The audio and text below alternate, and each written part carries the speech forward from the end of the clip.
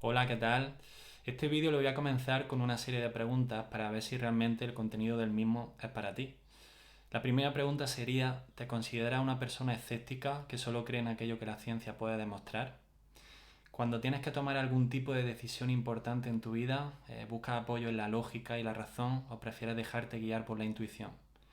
Y por último, cuando escuchas hablar sobre autoconocimiento, espiritualidad, crecimiento personal, autoayuda, ¿sientes algún tipo de rechazo?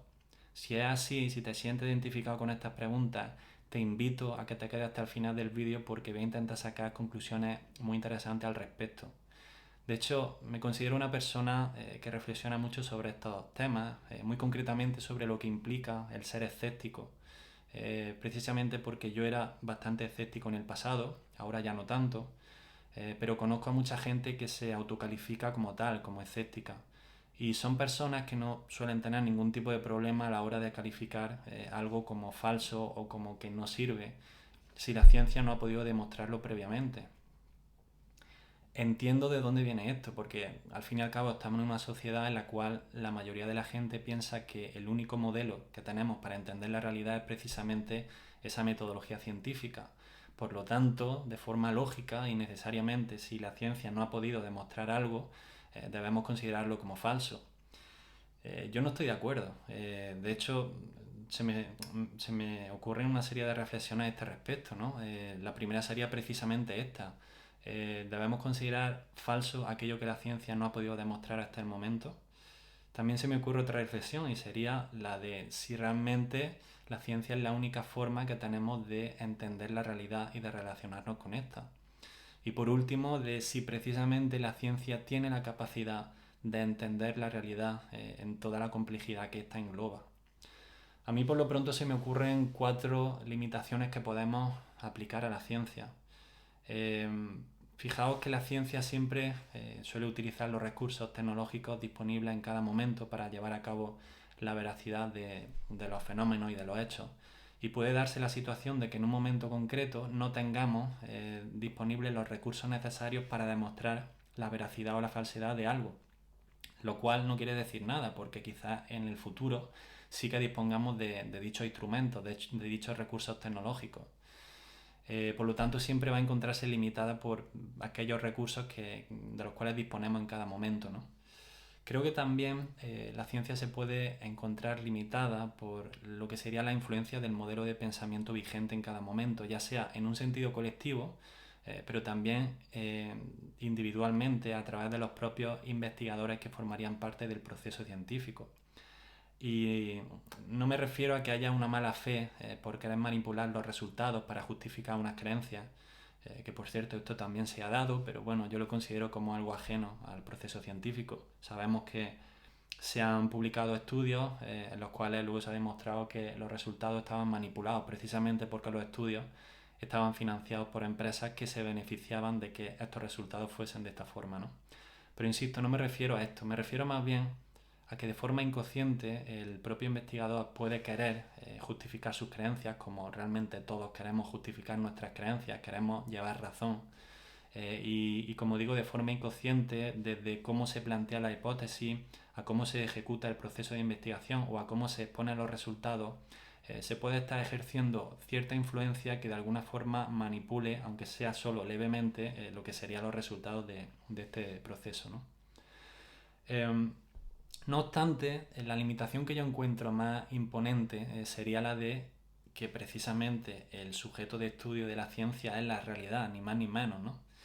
Edgar Morin, en su libro Introducción al Pensamiento Complejo, nos habla de esto, ¿no? Y nos dice que, oye, la realidad, estamos hablando de un sistema en el cual hay millones y millones de elementos que interactúan entre unos con otros, tenemos fuerzas y energías que también influyen unas con otras, todo está en constante cambio y evolución, y por lo tanto resulta cuanto menos cuestionable el creer que la ciencia va a tener la capacidad en algún momento de entender la realidad en toda su complejidad.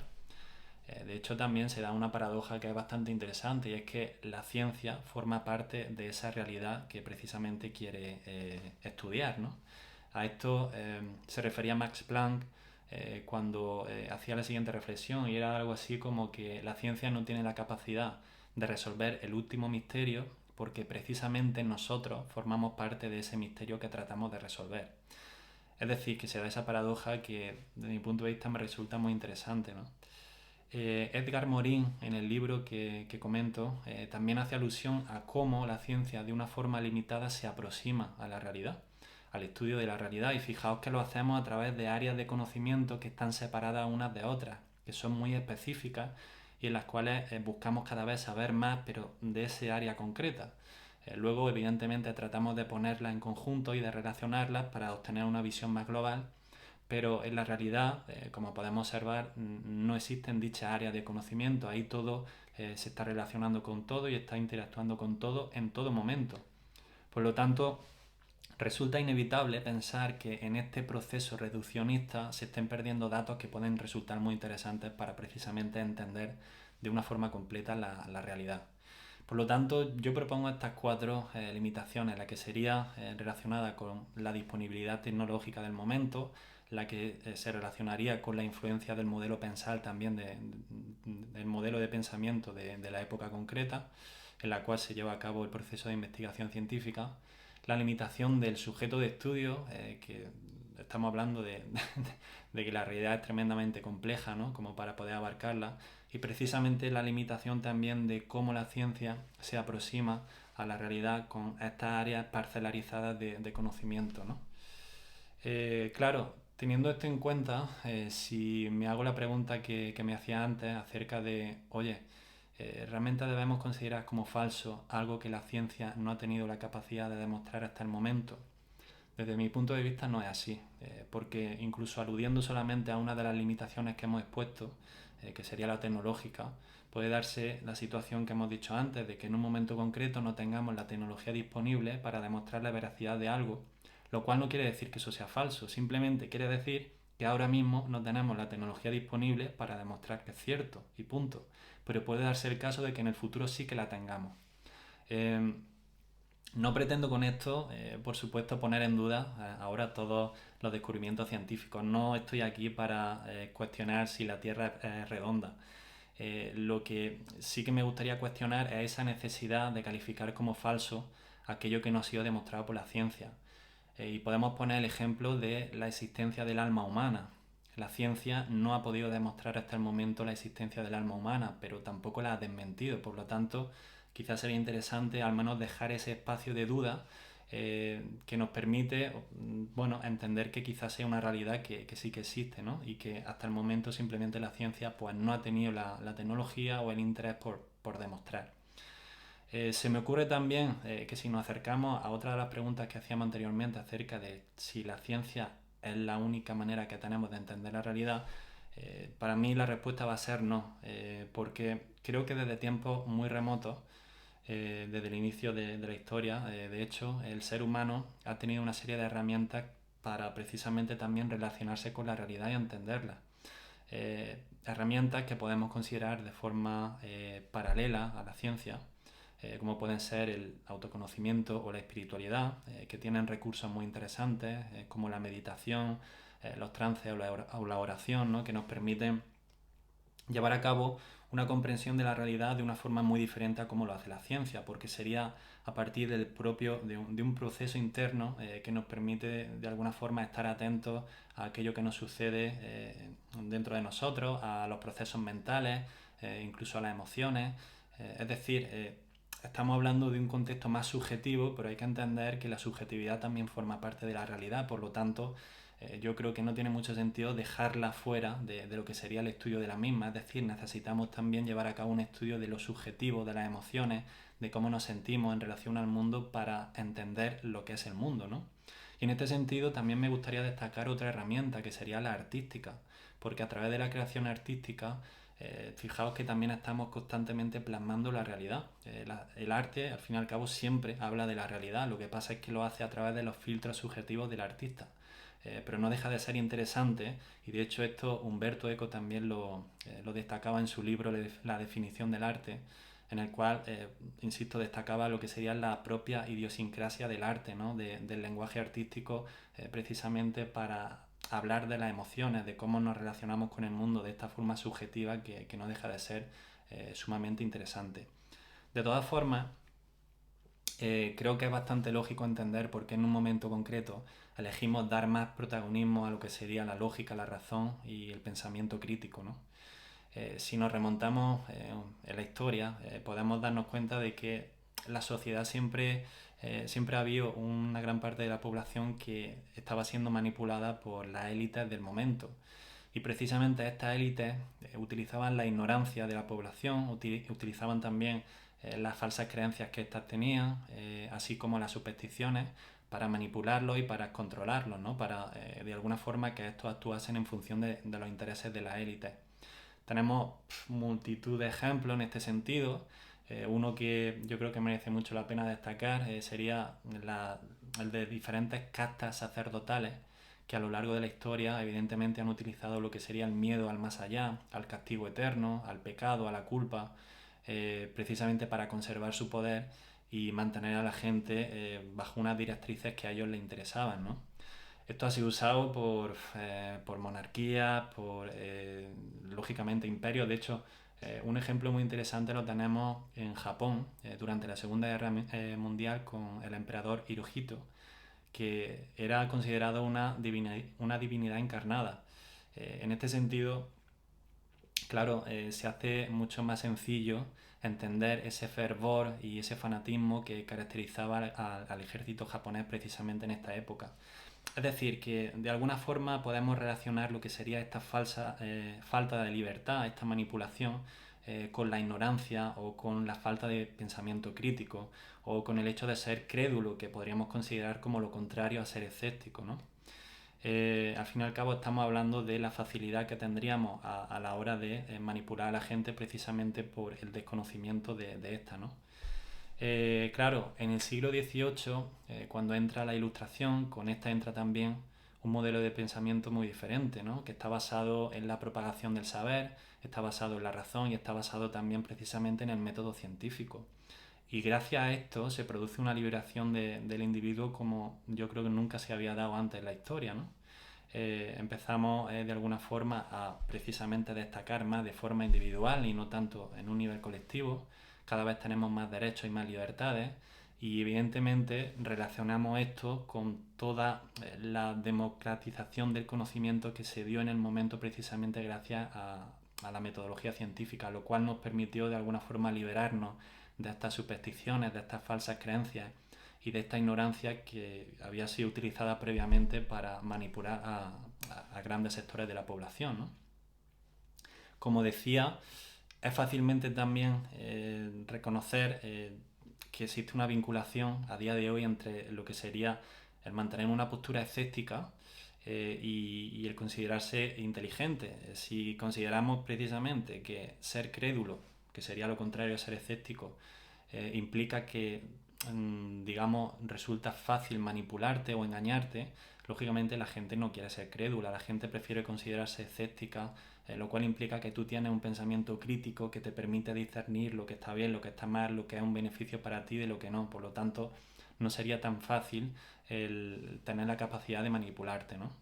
El problema que yo veo es que me da la sensación de que en la actualidad existe también lo que yo consideraría como un escepticismo muy radical, que insisto, estaría caracterizado por lo que decía al principio, por la idea de que todo aquello que la ciencia no ha demostrado hasta el momento se considera como falso.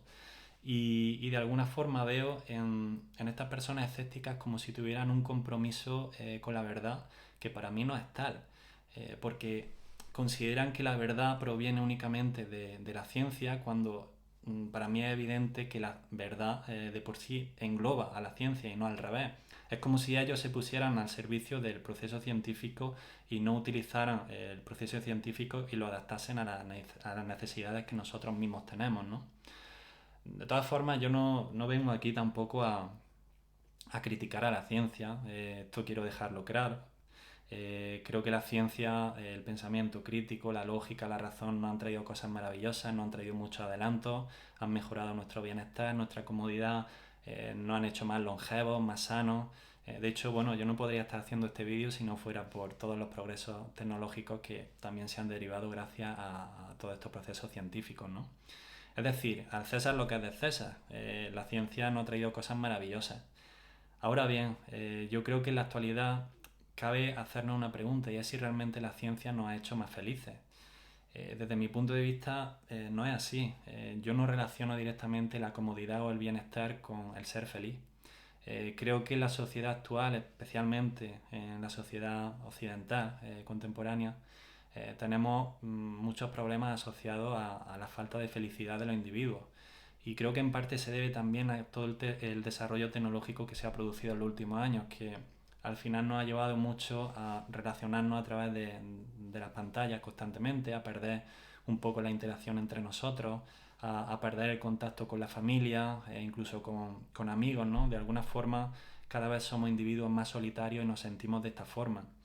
Y en este contexto a mí me gustaría defender y traer a colación la idea de que creo que tendríamos que eh, poner otra vez en uso lo que sería la espiritualidad, ¿no? El volver a trabajar la espiritualidad como lo hacían muchas culturas antiguas, porque esta espiritualidad de alguna forma nos permite no sentirnos ya individuos separados del resto, sino todo lo contrario.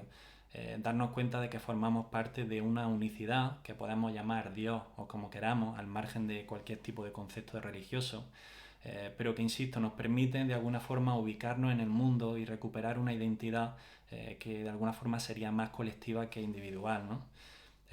Para mí es evidente que muchos recursos que tiene la espiritualidad nos permiten precisamente vivir de una forma más feliz, más pacífica, más tranquila, más desde el amor. Y bueno, de hecho, la ciencia en algunos casos también ha podido demostrar las bondades también por ejemplo, herramientas como la meditación, ¿no? Que sabemos que tienen muchos beneficios para la mente y para la salud de aquellos que la practican. Me gustaría en este caso, con todo esto que he expuesto también, hablar de la escala de la conciencia de David Hawking. David Hawking es un autor del cual hablé brevemente en el libro, o sea, en el vídeo anterior. Y digamos que este personaje lo que hizo fue elaborar una escala de la conciencia a través de los diferentes niveles de conciencia, según estos calibraban más bajo o más alto, ¿no? Lo hizo a través de un proceso muy interesante del cual quizá hablemos en otro vídeo. La cuestión es que hay una serie de niveles de conciencia que calibran muy bajo y que precisamente son niveles de conciencia que están en contra de la vida. Ya estaríamos hablando del miedo, de la apatía, de la vergüenza, de la ira. Y luego hay otra serie de niveles de conciencia que calibran muy alto y que están a favor de la vida. Y precisamente uno de ellos es la razón. Por lo tanto, vengo otra vez a destacar que yo no estoy en contra del uso de la razón y de la lógica ni nada de esto, todo lo contrario. Ahora bien, por encima de la razón tenemos otros niveles de conciencia, entre ellos está el amor. Y sí que me gustaría defender esa idea de emplear más, como venía diciendo, la espiritualidad precisamente para vivir de una forma más amorosa y no en un sentido del amor como suelen de alguna forma vendérnoslo Hollywood o las canciones de amor que al fin y al cabo son canciones que no hablan de apego y necesidad del otro. Me refiero a un amor verdadero, incondicional, que de alguna forma nace de nosotros y es entendible cuando nos reconocemos como parte del todo, ¿no? Reconocemos que no somos este cuerpo, sino que somos mucho más y que estamos conectados con todo aquello que habita este mundo, ¿no?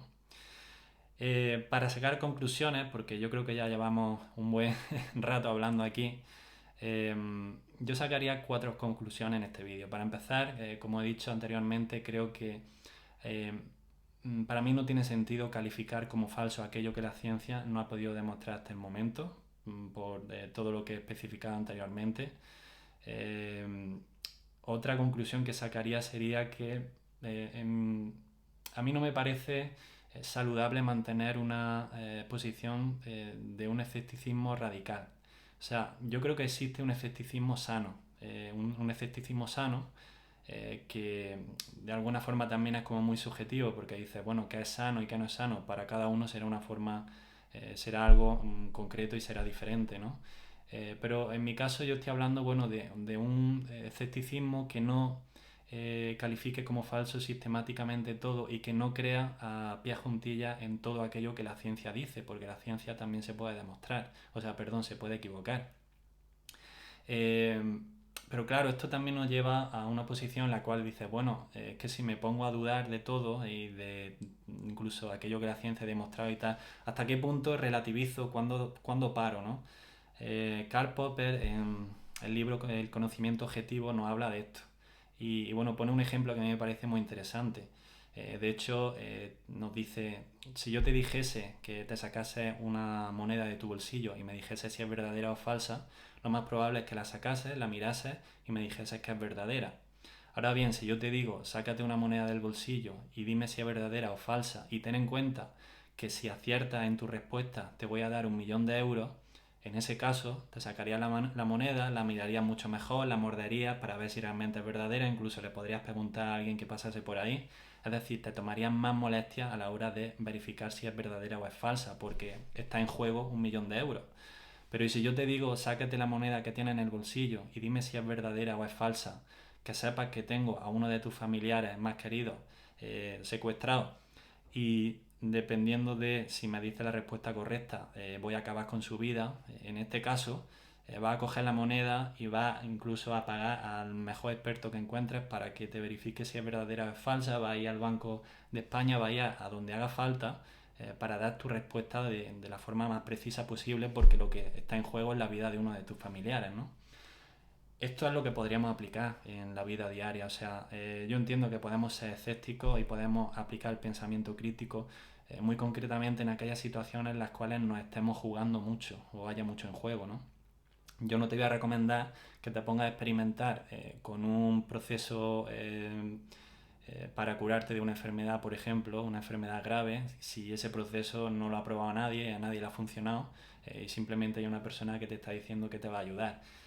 Pues si la ciencia ha demostrado que hay otras cosas que funcionan y sabemos que funcionan, pues evidentemente con todo lo que está en juego, ya cada uno que haga lo que quiera, ¿no? Pero yo utilizaría el pensamiento crítico y me iría a aquello que dé más resultados, ¿no? Pero como digo, en situaciones en las cuales haya mucho en juego. Tampoco merece la pena ser completamente radical y escéptico en todo, porque nos estaríamos perdiendo también parte de la realidad. Y precisamente, como decía antes, creo que la realidad, la verdad engloba a la ciencia. Entonces la ciencia siempre va a ir por detrás del sujeto de estudio, que en este caso es la realidad, y eso es inevitable. Siempre va a haber fenómenos que la ciencia no haya podido demostrar hasta el momento, y si nosotros decidimos solamente experimentar aquello que la ciencia ha demostrado, vamos a estar perdiéndonos parte de la realidad. Luego también otra reflexión para este final del vídeo sería la de, como he dicho, yo creo que tenemos diferentes recursos a la hora de acercarnos a la realidad y de entenderla. Y no se trata de destacar unos por encima de otros. Yo creo que es perfecto utilizar la ciencia para ello, pero también está bien utilizar, pues, como decía, los recursos que tiene la espiritualidad y el autoconocimiento, o incluso el mundo artístico, ¿por qué no? Al fin y al cabo, y aludiendo a este último, es como si yo tuviera una paleta entera de colores y quisiera pintar un cuadro, pero solo tuviese, por ejemplo, el negro y el amarillo certificados científicamente de que los pigmentos me van a durar X años en el cuadro, a pesar de la incidencia de la luz solar y de todo, ¿no? Entonces, yo en ese caso podría limitarme a utilizar el negro y el amarillo, con lo cual el resultado del cuadro, pues lógicamente no iba a ser tan rico que si utilizo toda la gama cromática que tengo a mi disposición. Y sí, cabe la posibilidad de que algunos de esos pigmentos con el paso del tiempo se deterioren, pero quizás otros no lo hagan. Ya aquí la apuesta de cada uno es a nivel personal, y de hecho yo invito un poco a eso, ¿no? A que también creamos un poco en nuestra capacidad para discernir, para poner en práctica de una forma empírica, y para de alguna forma demostrarnos a nosotros si algo no funciona o no nos funciona. Y por último, simplemente quería decir que, bueno, me parece que algunos de estos escépticos más radicales son al final más papistas que el Papa, como suele decirse. Porque si nos acercamos a escritos de personajes top en cuanto a la ciencia de la época, bueno, del siglo pasado, por ejemplo, como puede ser Einstein, Schrödinger, Heisenberg, David Bohm, por poner solo algunos ejemplos, incluso Max Planck, ¿no? Como mencionaba anteriormente. De hecho, me estoy acordando de que Ken Wilber tiene un libro que se llama Cuestiones cuánticas, me parece, en el cual rescata escritos de estos autores, ¿no? Lo que quería decir es básicamente que estos autores, cuando uno lo estudia y se acerca a ellos, se dan cuenta de que estaban también muy ligados a lo que nosotros consideramos como la espiritualidad. En muchos casos precisamente porque el dedicar una vida entera a la ciencia te hace darte cuenta de precisamente las limitaciones que ésta tiene y de que hay cosas que van mucho más allá de esta. Por lo tanto, me da la sensación de que al final somos nosotros los que ponemos esta barrera entre espiritualidad y ciencia, cuando realmente dicha barrera no existe, ¿no? Y bueno, creo que nos estamos limitando en este sentido en lugar de estar aprovechando todos los recursos y las herramientas que tenemos a nuestra disposición. El vídeo se queda aquí, espero que te haya gustado. Si quieres comentar cualquier cosa, te animo a que añadas un comentario de abajo, a que te suscribas si te apetece. Y bueno, nos vemos en el siguiente vídeo. Saludos.